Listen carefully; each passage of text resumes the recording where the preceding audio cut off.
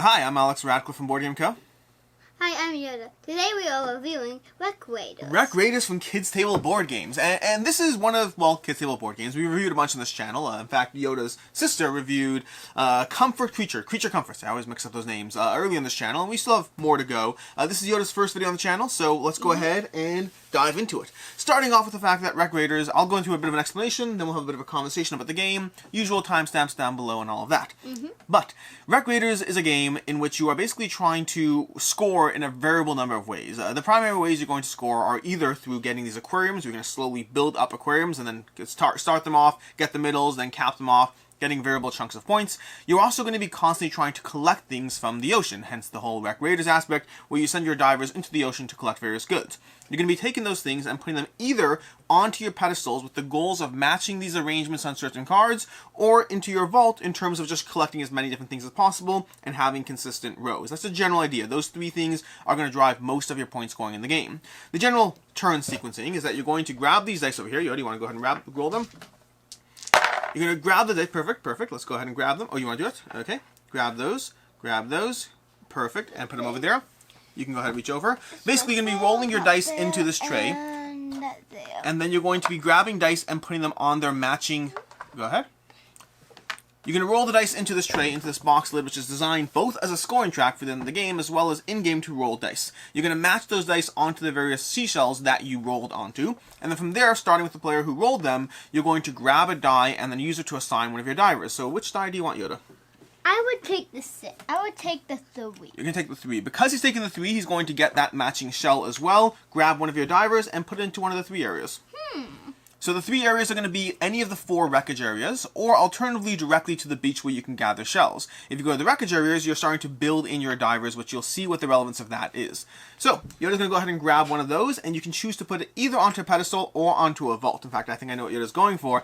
Let's find out. You see, on my turn, I'm going to go ahead and grab this too. I'm going to go ahead and take one of these shells over here, put it into my bucket, and then I'm going to use one of my red divers to go next to Yoda over here, grabbing a yellow. Because I went next to Yoda, he's also going to take one. Go ahead and take another yellow. And where are you putting it? I think I know where you're putting it. I think I know. Where you're going to go? Yeah, I thought it. I thought you were. I see what you're doing there. So basically what's happening is you can take these over here and either just put the plain yellow side over there to go for certain cards. Yoda is going for that card over there. On my end, I'm going to grab this and look at the reverse side in which each of the colors has 3 different icons, and I'm going to put it into my vault. And you're trying to get rows of the same colors because that will give you 3, 4, 5, or 6 points for each row you fill. As well as every single different icon will score your point, meaning you can get an additional 12 points if you have all the different icons into your vault. You don't need to do that, but it's worth extra points. So we're going for different strategies already. Yoda's trying to pursue that card. Now if on Yoda's next turn, Yoda, go ahead and grab a die. I would take this 3. No, I would take the 6. I have an idea of where he's going with it. If Where are you I going? take the 6, I would put my person on this I thought you would. 6. And you're putting it over there. I thought you would. Now Yoda can go ahead and take that card. Now this is where, let me go ahead and cover one thing.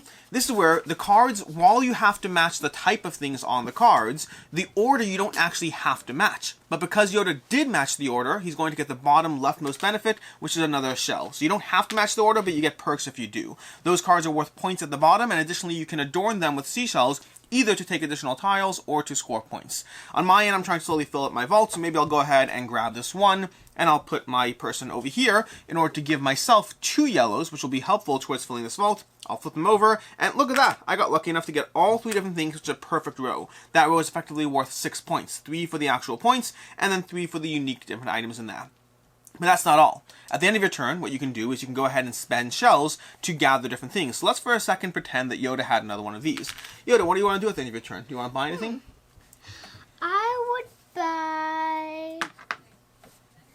I would buy this. Oh, Yoda's going to go ahead and grab that aquarium over there, which has a cost of 3 shells that you can see, 3 conches you can see at the side. And Yoda's going to be able to start building up his aquarium. Let's slide up over here. They can't see it off camera otherwise. So we're going to slide up over here. Yoda can go ahead and start building up his aquarium. And then you can start taking further tiles, adding to his aquarium, getting higher and higher. And the topmost spot in each aquarium tells you how it scores. Each aquarium piece scores on its own. So he already has 4 points. But then the top of each aquarium additionally gives you another way of scoring. So for instance, this one is 3 points for every shell and starfish in your aquarium. So you're trying to be mindful of that as you go. And that's basically the game. You're going to rinse and repeat until you finish a variable number of these cards, until one player has finished a variable number. So for instance, in a 4-player game, I have to double check the count, it's always equal to the number of divers you have. So in a 2-player game, one player has to finish 6 of those cards because you have 6 divers. The dice, the divers, and the cards you have to finish are all variable to the player count. A few other things we didn't really talk about, such as the fact that there's a whole bunch of ways you can use the actual shells, ways to modify your dice, ways to put them over things in your pedestals to match things up,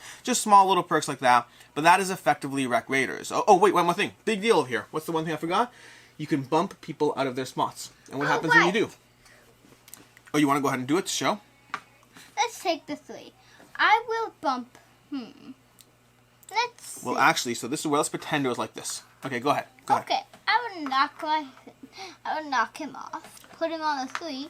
He gets 2 shells. Whenever you knock someone out of a location, if you knock your own person out, which you could do, then they just go back to the beach, but you don't get anything. If you knock out another person, then the person who you knocked to the beach will get shells without having to go to the beach location. So it's a win-win. You get the location you want, and they get a perk for being knocked out. And that is basically Wreck Raiders. When you're done with that, we've taken all 5 dice, we go to the next player, and the next player rolls the dice, and you repeat the cycle with them as first player. It always ensures that the dice keep the first player rotating, and that's the game. Oh, you want to go already, don't you? No, we don't need to go. We can stop. He wants to play. He wants to play. We just played this yesterday. He wants to play. Anyways, let's go ahead into the review part of things. Starting off the bat. Ready, Yodes? Mm-hmm. Starting off the bat, we're going to talk about what we like, didn't like, and can see others not liking for the game. First of all, before we get into that, just general ease of play. This game's fairly easy to dive into. It's a typical kids table board game rulebook, which means it's very clear, very comprehensive. This is a 1 to 5 player game. I believe it's 1 to 5 player. 1 to 5 player game. I have not played the solo mode, so I can't comment on that. I have not played it at 2 player either, but I have played it at 3, 4, and 5 players. 5, I would say, starts to drag a bit. 3 and 4, I would say, is arguably the sweet spot, but I haven't played it at 2 or 1, so I don't have anything to say about those. As far as player count, we just covered player count. I know I'm doing that. Interaction is fairly high in player count because of the fact that you're constantly trying to take things and being mindful of placing next to other players. And you're also going for the cards, the aquariums. You're going for a lot of the same stuff as you go through it, which brings us to what we like, don't like, what we like, don't like, and can see others not liking. Yoda, what do you like about this game? I like that you can build your aquariums and knock people off to the beach. The part I don't like Wait, we're going to do that don't like soon, okay? So, you can build your aquariums, put people off to the beach. So, yeah, I mean, anything else you like? It's fun to roll the dice and get more treasures and build up your aquarium and get more treasures and build up a thing to get cards. What's your favorite part that you like? Because I know the answer. Favorite? What's your favorite part, yeah. What's the favorite thing that you like going for? That would be the aquariums. Yeah, I'm not surprised by that, because I know this, because every time I play with Yoda, he seems to build up a giant mountain full of aquariums, while I get 1 or 2 pieces, and I'm stuck with the pedestals and vault over here. I usually take deadly animals, so I can build up a deadly aquarium. Yeah, you don't get bonus points for deadly aquariums, but it does make you feel good. But yeah, the game gives you multiple pathways towards victories, multiple ways you can try to get scoring points, and a lot of them, they all have different ways. Like, you build up the right aquarium, you can lock in a ton of points. The flip side is if you perfectly build up your vault, you can get a chunk of points. I mean, this is a game where the point scores will be anywhere between 40 to 80 points in a typical game, which means locking in all the points in the vault. That's 3 plus 4 plus 5 plus 6. That's 18 plus 12. That's 30 points from your vault alone, plus whatever else you got in the game. So there's a whole bunch of different ways you can get points. The pedestals will score you. I mean, you get this card over here. That's a 10-point card. Plus, it'll give you an aquarium tile if you do it in the right order. There's lots of little intermingling ways that will give you tons of points in terms of the ways, just the pathways you can do. And then the fact that when you place next to other players, people get things. Keep the players invested the entire time. You're constantly sitting there thinking, I hope you go next to me, I hope you go next to me, and you can always go next to yourself if you really want to, so even if it doesn't work out, you can make sure that it works out, and then start using those tiles towards the various cards, towards the aquarium, towards the vault, towards whatever you need. And then the shells give you just little powers and abilities, little ways to do extra things that you otherwise wouldn't be able to do. Which brings us to what we didn't like. You can go ahead. The part I don't like about it is that it takes too long and that you have to wait until your turn, about 5 minutes or so. So it's not necessarily 5 minutes until your turn. I mean, the game's officially rated as being 45 minutes. Our games typically are longer than that. Although I think that might be partially just because of who I'm playing it with, which is my children for the most part. But it is a game. I play this with adults as well, by the way. It does work well with adults. We'll talk about that in final thoughts. But I primarily play this one with my kids, and we definitely take a little longer than I'd like. I would say it creeps in a little over an hour for us. It would be nicer for that 45-minute range, but we take our time with our turns and don't move as fast as we want. Now, that said, if you're playing it with kids, factor that in, you might have the same situation, and you might, like Yoda, simultaneously really enjoy this game while also being a little distracted and wondering when it's going to be your turn again. Anything else you don't like? Yes. People steal your aquariums and you get madder. That can happen. I hate it when other people steal the aquarium you very much want, and then you don't, and then they take it. I'm sorry, I won't do it again. Yeah.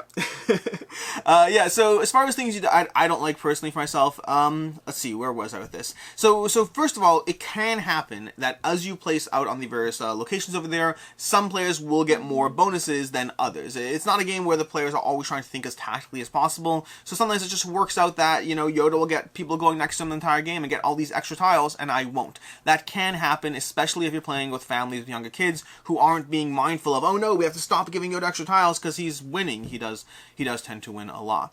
Past that, I would say the aquarium strategy, and I could be that I'm biased because he seems to win with it a lot, but the aquarium strategy does seem to be a drop more powerful than other strategies. I haven't, like, I don't know for sure. I don't take it with a grain of salt, but it seems to be you can get a lot of points if you do your aquariums right. Versus the other areas definitely score a lot of points as well, but sometimes require a bit more work. Lastly, the dice rolling system for this, the idea of rolling dice in the box over there and seeing how they scatter, very, very clever system. I wish these were a drop larger. My kids very often play little games to knock them onto stuff so we can have more shells entering the game.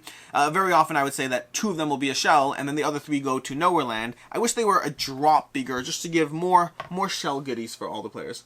I think you like that too. Yes. Last time I played this, I tried getting more regular shells, so I can buy more, so I can get the aquariums that I wanted. Then I had enough shells, but then I wanted more sea stars, and that was annoying to my head. Yeah. But yeah, that's as far as things we don't like about the game. Which brings us to final thoughts. What do you think about this game? What's your overall thoughts and opinion? Overall thoughts? And rating. I would think that my rating would be 4. 4. A 4. That's solid. A 4 out of 5. That's very solid. For me, Wreck Raiders is, depending who you're playing with, as a kid's game, focusing on the family and friends and all that, very much a 4. Easily a 4. Really enjoyable. This is one of my favorite games from KTBG, rivaling Creature Comforts, which is my other favorite game from them so far. As far as playing with adults, I've played this one exclusively with adults, and I do enjoy it. There would be a 3.5. It's not a game I think of as being a heavily adult-focused game, but it is one I have had fun playing with my regular game group and not just with my children. I would say it shines more with Gateway and or Family Friendly, in which case this is really one of their more solid offerings. I like most of the games, but this has definitely been a pleasant surprise for me. And then that's it. That's how we're all done. Until next time, I'm Alex. And I'm Yoda. And have a good one. That was beautiful. That was a great job. So is that done videoing? Yeah, it's done. Good. Why? I just don't want to be like this in a video. Well, like. Oh, what's wrong with that? I could leave it in the video. Okay. Maybe. Yeah. Maybe we can do that one. I do this stuff with Ricky all the time. The last video, we were singing in canto at the beginning. We're going under pressure, surface pressure, pressure, pressure, dun dun dun dun dun dun. Ooh, can we do Fireball Island? Fireball. Oh, you want to review Fireball Island? Yeah. Let's add it to the list.